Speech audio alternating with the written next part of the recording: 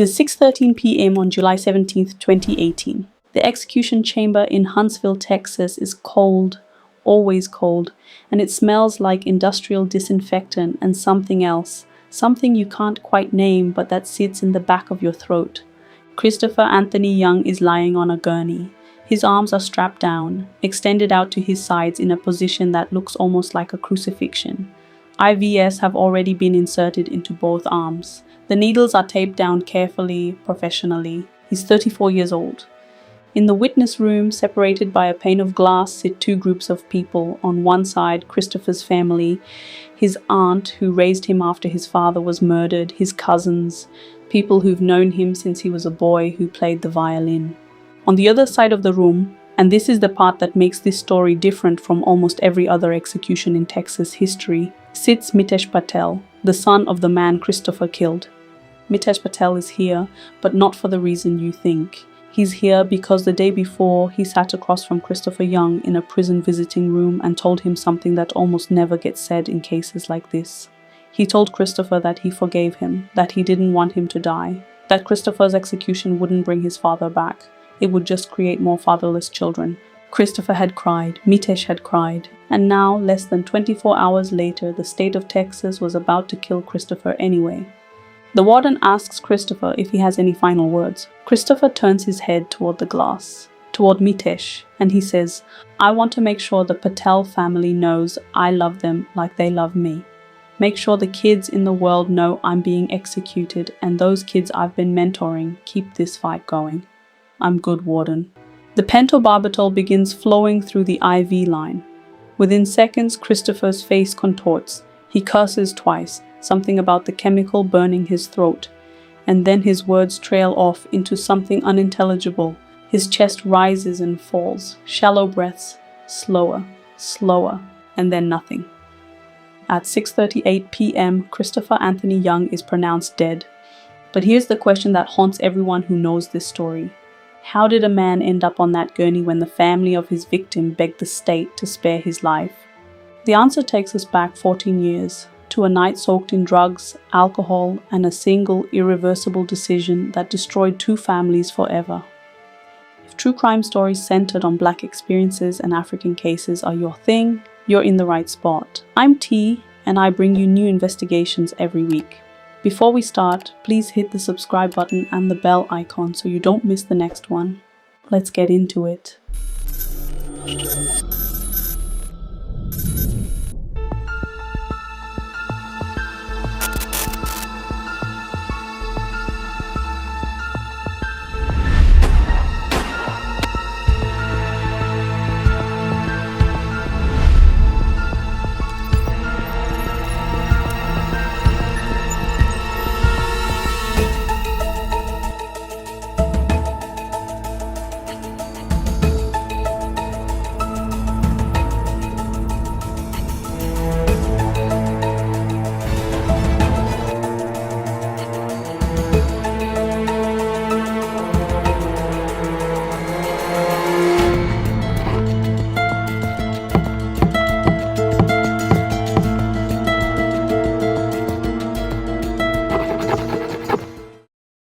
Christopher Anthony Young was born on October 27, 1983, on the east side of San Antonio, Texas. If you've never been to San Antonio's east side, here's what you need to understand.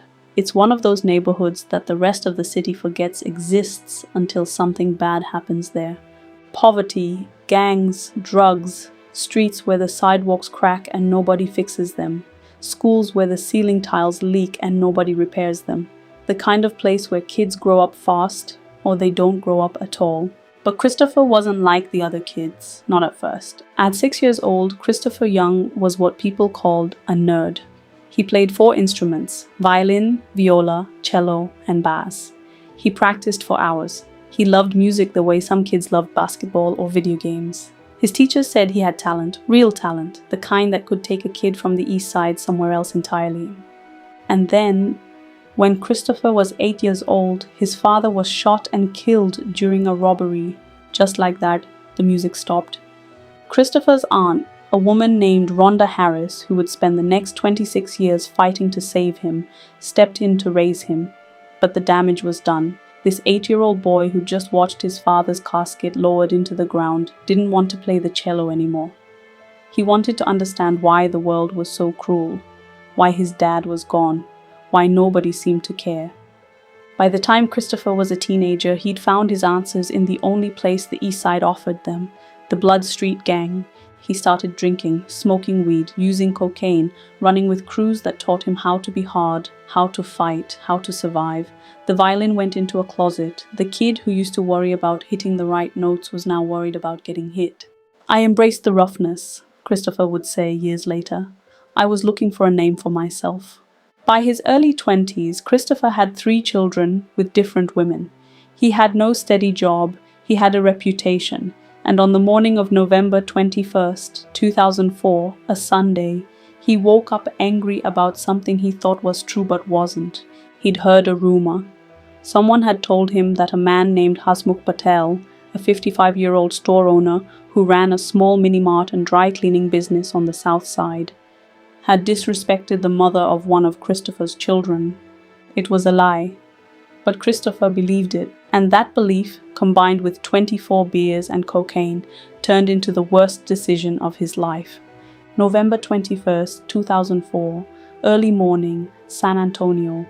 Christopher Young had been awake for hours, drinking, smoking crack, spiraling. At around 8:45 a.m., he forced his way into an apartment where a woman named Daphne Edwards lived with her 3 young daughters. He pointed a silver revolver at her head. He demanded money. She gave him $28 from her purse. He said it wasn't enough. He sexually assaulted her while her children, all under the age of 7, were in the next room eating breakfast. Then, he forced Daphne into her red Mazda Protégé and told her to drive. As they pulled away, he told her not to try anything or he'd come back and kill her children. But when Christopher got out of the car to switch to the driver's seat, Daphne saw her chance. She jumped out and ran screaming to her cousin's apartment.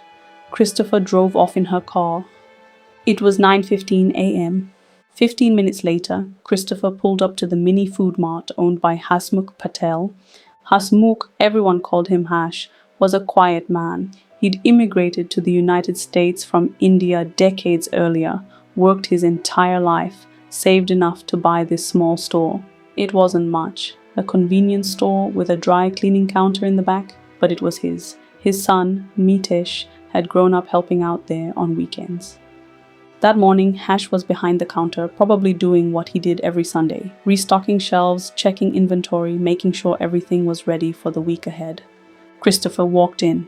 According to witnesses who arrived shortly after, there was a confrontation. Words were exchanged. Christopher pulled the gun. Hash Patel raised his hands, the universal gesture of surrender, of please don't. Christopher fired. The bullet hit Hash's hand first, then it ricocheted, entered his chest, tore through his heart, and exited out his back. Hash collapsed behind the counter. He was dead within seconds. The entire interaction was captured on the store's surveillance camera. Grainy footage, but clear enough. Christopher didn't take any money from the register. He just turned around and walked out, got back into Daphne Edwards' red Mazda, and drove away. At 11 a.m., less than 2 hours after the shooting, a San Antonio police officer spotted the red Mazda parked outside a known crack house.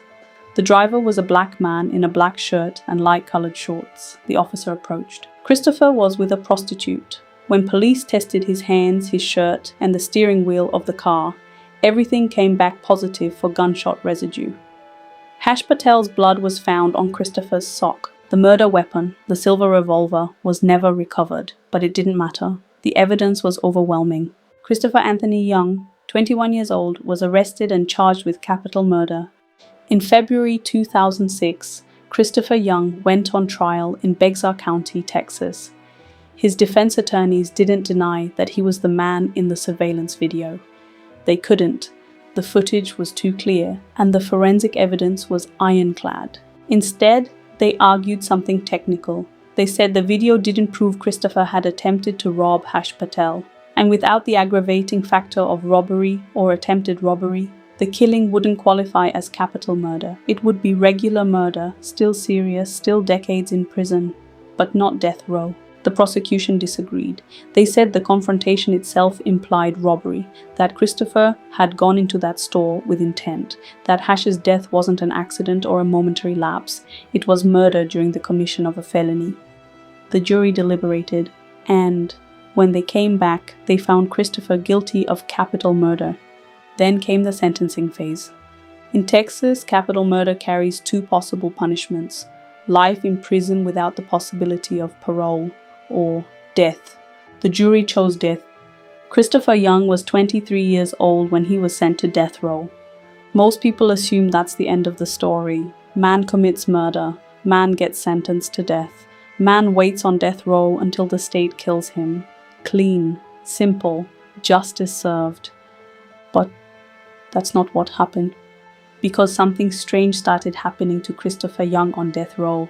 Something almost nobody expected. He started to change. For 12 years, Christopher Young lived in a 6x9-foot cell on death row at the Pulaski unit near Livingston, Texas. He spent 23 hours a day alone, 1 hour for recreation in a concrete yard, no contact with other prisoners, no drugs, no alcohol, no distractions, just silence and time, and the slow grinding awareness that one day the state of Texas was going to kill him. And in that silence, Christopher Young started to think. He started to read. He educated himself. Books on philosophy, religion, history. He became grounded in his faith. He wrote letters to his 3 daughters, trying to be a father from behind bars. He mentored young men who were brought to the prison by his Aunt Rhonda, who ran a church outreach program. He told them, "Look at me. Look at where I am. This is what happens when you make the choices I made. Don't be me." In interviews from death row, Christopher said something that sounds impossible until you really think about it. He said, "Death row saved my life." He explained it like this: if he'd gone to regular prison with the gang mentality he still had at 21, he would have kept fighting, kept gangbanging, kept getting into trouble.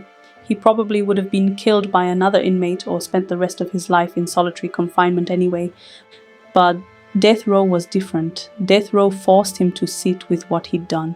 It forced him to grow up, to mature, to become, in his own words, someone he was proud of. "I'm actually happy I came here first," he said in one interview, "because the person I am today, I'm really satisfied with." And then, in the spring of 2018, 14 years after Hash Patel's death, something extraordinary happened. Mitesh Patel, Hash's son, reached out to Christopher's lawyers. He said he wanted Christopher's life to be spared. On June 26, 2018, Christopher Young's attorneys filed a clemency petition with the Texas Board of Pardons and Paroles. They asked the board to recommend that Governor Greg Abbott commute Christopher's death sentence to life in prison. The petition was extraordinary. It included letters from Mitesh Patel, from faith leaders, from people Christopher had mentored. It detailed the 12 years of transformation, the education, the parenting, the mentorship. Mitesh Patel wrote, "My family and I would rather see Chris continue his work mentoring young people. That speaks better to what my dad stood for. His execution will not bring us closure. It will just create more fatherless children." On July 13, 2018, just 4 days before Christopher's scheduled execution, the Texas Board of Pardons and Paroles voted 6-0 with 1 abstention. Clemency denied. Christopher's lawyers immediately filed a federal lawsuit. They pointed out something that couldn't be ignored. Just months earlier, the same parole board had recommended clemency for a white man named Thomas Whitaker, whose own father, the victim's family member, had begged for mercy. The board had granted Whitaker's clemency request. Governor Abbott had commuted his sentence to life in prison. Christopher's lawyer, David Dow, laid out the numbers. 6 times this century, a victim's family has asked the pardon board to spare the life of their loved one's killer. 3 of those men were black, 2 were Hispanic, 1 was white. Only the white guy got clemency. The federal judge who reviewed the lawsuit, Judge Keith Ellison, wrote something remarkable in his decision. He denied the stay of execution, but he made it clear he wasn't happy about it. His written opinion said, "This case dramatizes much of what is most troubling about the procedures by which we execute criminal defendants. In a rational world, the court would be able to authorize discovery and sift through the evidence. But here the time frame is designed to render impossible, intelligent, and dispassionate judicial review. Judge Ellison continued, ideally, the state would be determined to show that racial considerations had not infected the clemency proceeding. However, the state is eager to proceed with the execution without either side having any opportunity to explore the issue. The execution was scheduled for 6 p.m. on July 17, 2018. On July 16th, the day before, Mitesh Patel visited Christopher Young in prison. They sat across from each other, two men, one whose father had been killed, one who had killed him, and they talked. Afterward, Mitesh told reporters, "I really do believe Chris Young today is not the person he was 14 years ago. I feel sadness for his family. They're going to be walking down the same path my family has been on the last 14 years. It didn't matter." At 6:13 p.m. on July the 17th, 2018, Christopher Anthony Young was strapped to a gurney in the execution chamber in Huntsville, Texas. And that's where this story began. Christopher Young is dead, Hash Patel is dead, two families are shattered. And the question that hangs over this entire case is the same question that hangs over the entire death penalty itself. What is the purpose of punishment? If the purpose is vengeance, if it's about making someone pay for what they did, then Christopher's execution makes sense. He took a life, so the state took his.